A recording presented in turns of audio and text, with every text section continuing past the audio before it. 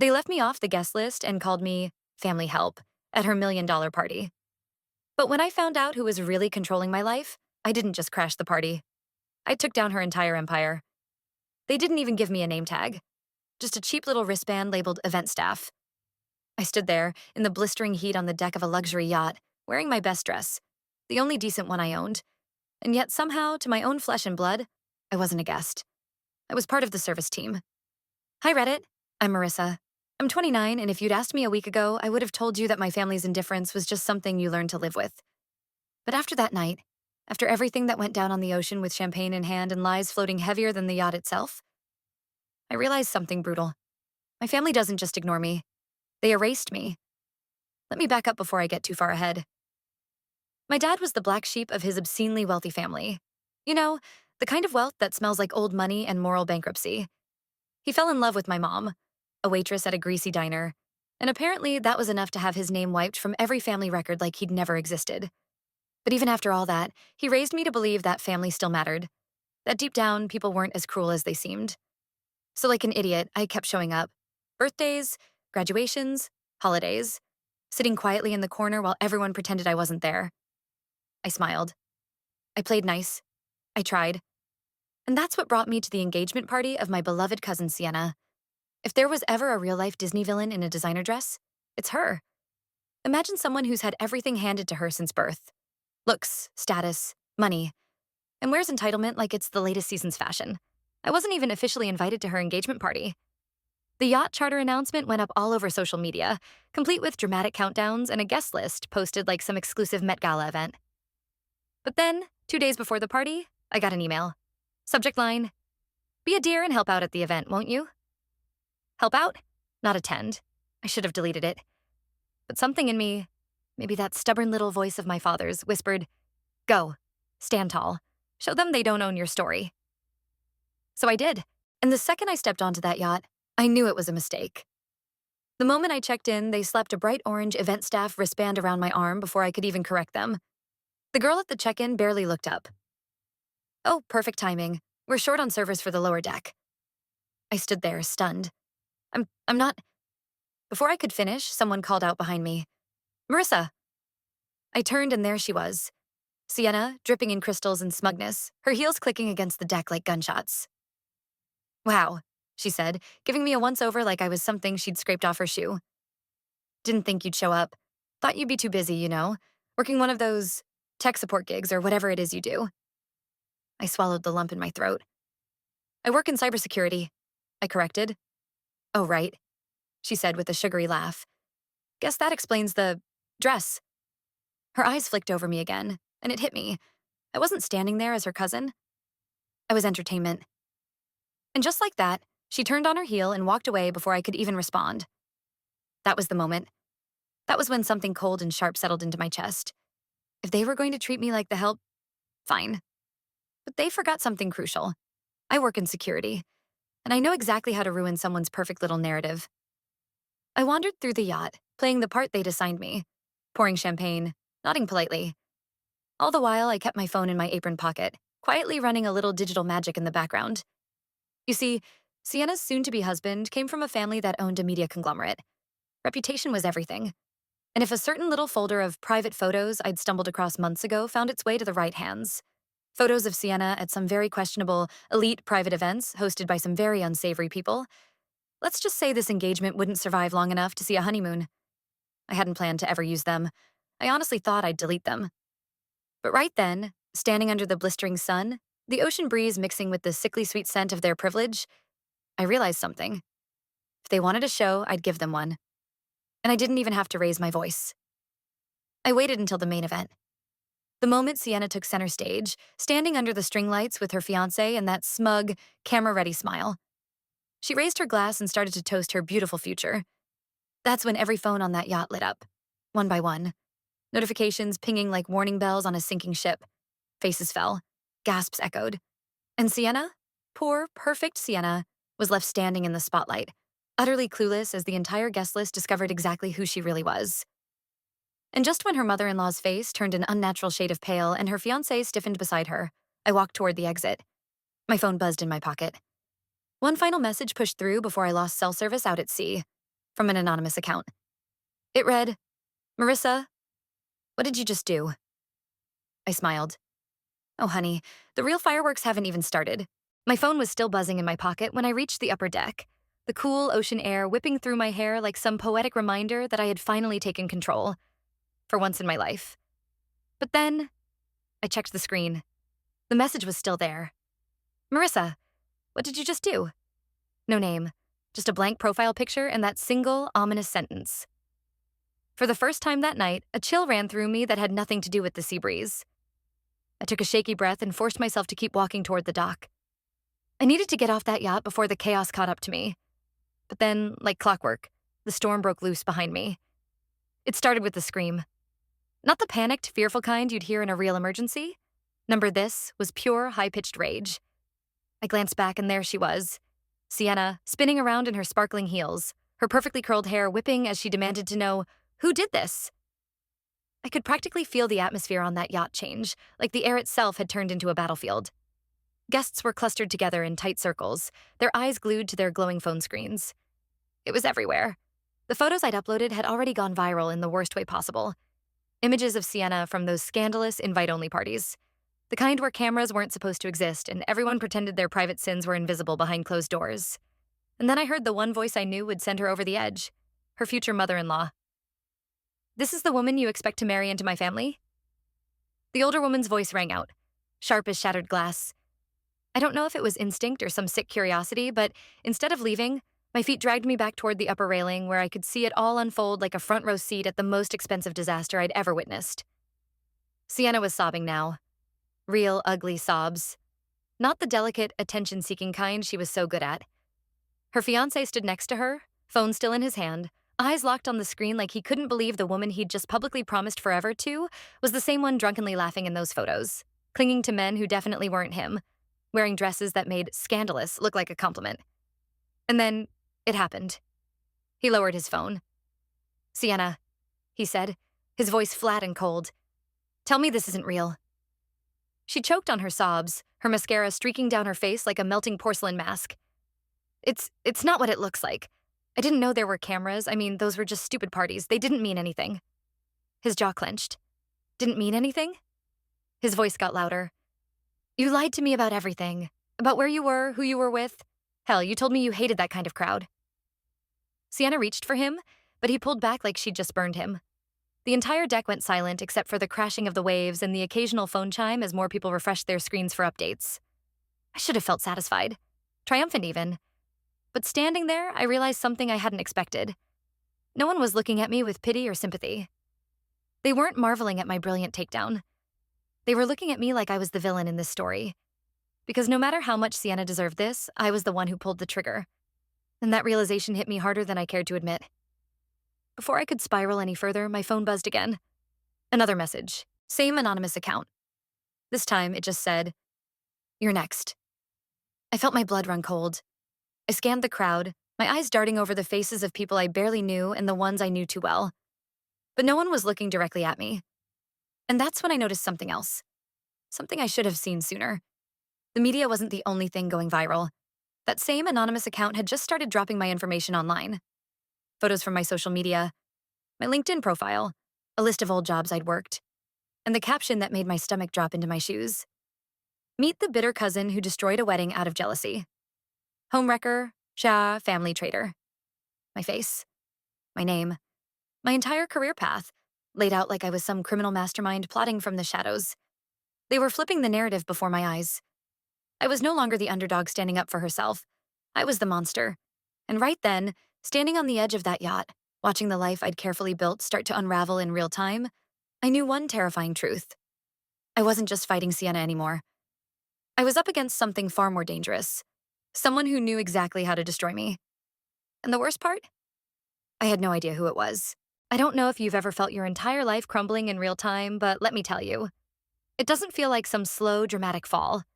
It feels like free falling without warning. 1 second you're standing firm, the next your stomach's in your throat and the ground is nowhere in sight. I stood frozen on the edge of that cursed yacht. My phone clenched so tight my fingers went numb. "You're next." That message echoed louder in my head than the chaos unraveling behind me.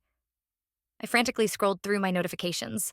My inbox was flooding with hateful comments, private messages, and worse. Personal information about me was already circulating like wildfire. Someone wasn't just mad.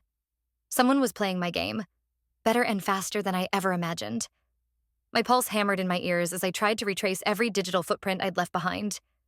I was careful. I always kept my personal life locked down. My socials were private. My accounts had two-factor authentication. I knew all the tricks. So how the hell was this happening? I started moving. Fast. I needed to get off that yacht, off the water, and somewhere I could think. But as I turned toward the lower deck stairs, I ran right into him. Nathan. Sienna's fiancé? Or ex-fiancé? I wasn't sure what to call him anymore after the nuclear-level meltdown that had just taken place. His face was stone cold, his knuckles white around the glass he was still holding. For a second, I thought he was going to yell at me, demand to know why I'd blown his life apart with a few keystrokes. Instead, he leaned in, his voice low and flat. "You think this is over?" I swallowed hard, my throat dry. He smirked. "You have no idea what you've started." And just like that, he walked right past me. Calm, composed, like the eye of a hurricane that was about to tear through everything I had left. I stumbled toward the dock, practically sprinting now. My mind raced. If it wasn't Sienna sending those threats and it wasn't Nathan, then who? My phone buzzed again. Another anonymous message. "You should check your apartment. I hope you didn't leave anything private lying around." My heart flatlined. Number no way. I locked everything. I had digital locks, cameras, motion sensors. I designed my own security protocols. There's no way someone... Another ping. This time, a photo. My apartment door. Wide open. Lights on. Drawers pulled out. A sickening wave of dread washed over me. Whoever was doing this wasn't just playing games online. They were in my home. I booked the fastest ride I could and practically threw myself into the back seat. The entire drive felt like a countdown to some horrifying reveal. By the time I got to my building, my legs were shaking so hard I nearly tripped climbing the stairs. When I reached my door, the reality hit me like a gut punch. They hadn't just broken in. They wanted me to know they'd been there. Everything was trashed. My laptop, gone. My backup drives, ripped apart, wires dangling like severed veins. Even the framed photos of me and my dad had been smashed, glass glittering across the floor like tiny shards of betrayal. And then I saw it. A single sheet of paper placed carefully on my kitchen counter. My heart pounded so hard I thought I might black out. I stepped closer, hands trembling, and read the message scrawled in perfect, chilling handwriting. "Not everyone who smiles at you is a friend. Not everyone who turns their back is an enemy. Choose carefully, Marissa." And under that, a printed photo of me at the engagement party. But not just me. It was a wide-angle shot, taken from above. And standing in the corner of the frame, barely visible, almost like a shadow, was someone watching me. Someone who shouldn't have been there. Someone I recognized. My stomach dropped through the floor. It was my former boss, Ethan Kane, the CEO of the cybersecurity firm I used to work for. The same man who'd mysteriously fired me 6 months ago without warning. The same man who had built his empire on buried secrets and corporate manipulation. The same man whose dark web activities I'd accidentally stumbled upon before he made sure I quietly resigned. I stared at that photo, my mind spinning out of control. This wasn't just some family drama anymore. This was something bigger, something darker. And for the first time since this nightmare began, I wasn't sure I was going to survive it. I stood in my trashed apartment, glass crunching under my shoes, that photo of Ethan Kane burning a hole straight through my sanity. For a moment, all I could do was stare. Ethan Kane. The man who sat on top of a digital empire built on secrets and blackmail. The same man who fired me for security violations after I accidentally uncovered a hidden drive filled with encrypted files labeled asset leverage. I didn't ask questions back then. I just packed my things and left, terrified of what would happen if I dug deeper. But now I realized I'd been a loose end he thought he tied off months ago. And this mess with Sienna? This wasn't just family drama gone viral. This was a warning shot. A reminder that Ethan Kane didn't leave unfinished business. But what he didn't know, what none of them knew, was that I wasn't just some expendable ex-employee who folded under pressure. While he was busy building his empire, I'd been quietly building something of my own. A backdoor. One tiny line of code I'd buried deep in the mainframe before I walked out of that office for good. A final, desperate insurance policy I never thought I'd have to use. But tonight was the night. I spent the next 4 hours locking down every personal account I had left, rerouting VPNs, activating hidden security protocols. By the time the sun started creeping over the horizon, my tiny apartment looked like the headquarters of a digital war room. One final deep breath. And I went in. Accessing the back door wasn't easy. The code had to trigger through a dead drop server, bouncing through enough nodes to avoid detection. One wrong move and I'd alert his entire security team. But after everything they'd taken from me, my peace, my safety, my name, I wasn't walking away from this. I found the access point buried under layers of camouflage. A private database labeled simply contingencies.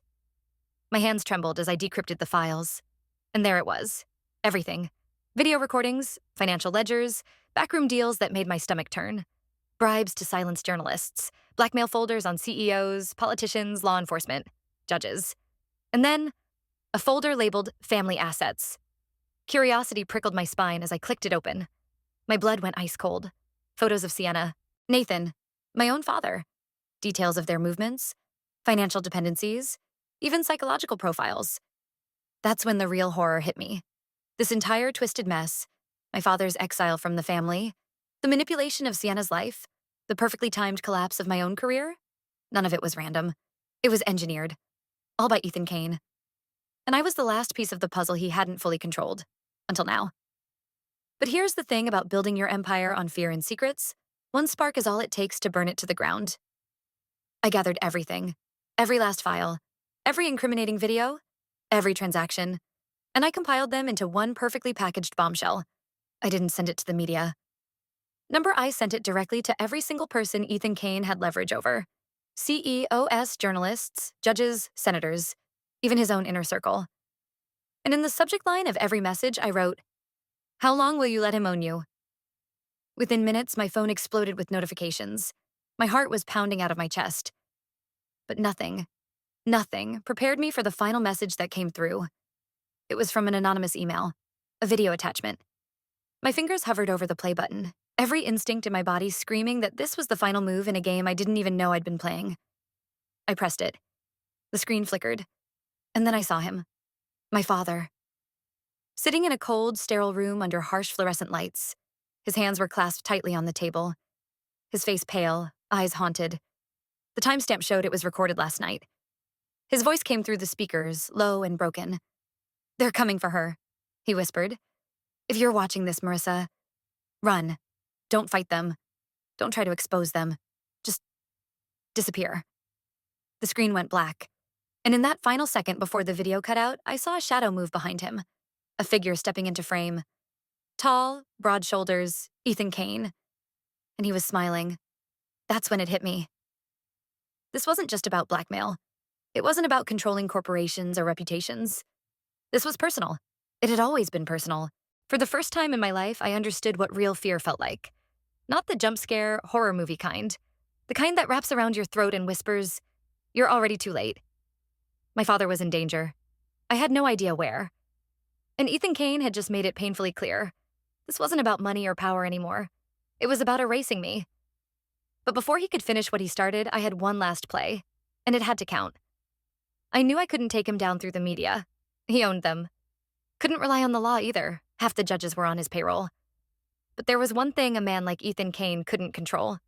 His own allies. I went back into the files I'd unlocked and found the list. His private network. People he blackmailed. People he controlled. But more importantly, people who hated him just as much as I did. And I found the one person who had everything to lose if Ethan's empire kept standing.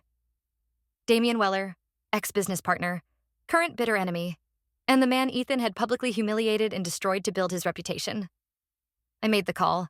Within hours, Damian had his private jet fueled and a legal team bigger than most government agencies tearing through Ethan's hidden assets. Turns out, when you dangle a complete digital blueprint of someone's crimes in front of the one man desperate for revenge, you create a storm even Ethan Kane couldn't outrun. The next 48 hours were chaos. Ethan's accounts frozen. His shell companies exposed. A class action lawsuit filed against his empire with over 200 plaintiffs coming forward.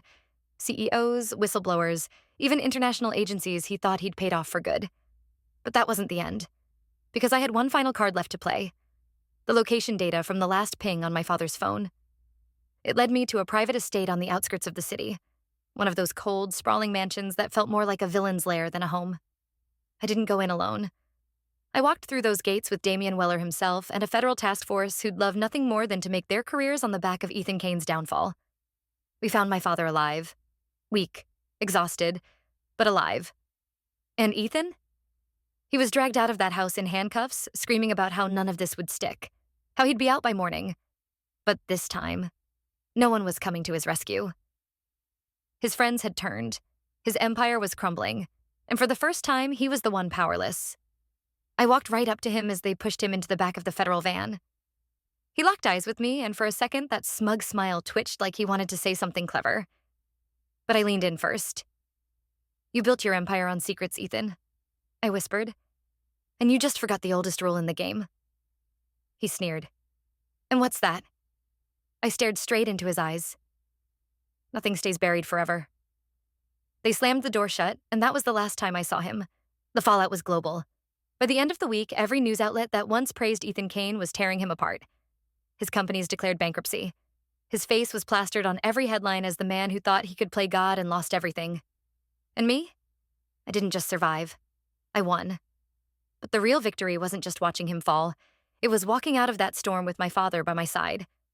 Free, alive, and finally, at peace. Lesson learned: if you spend your whole life letting people walk over you, they'll turn you into a doormat and wipe their sins on you. But the second you stand up and light that match, just once, they'll remember exactly why they should have never underestimated you.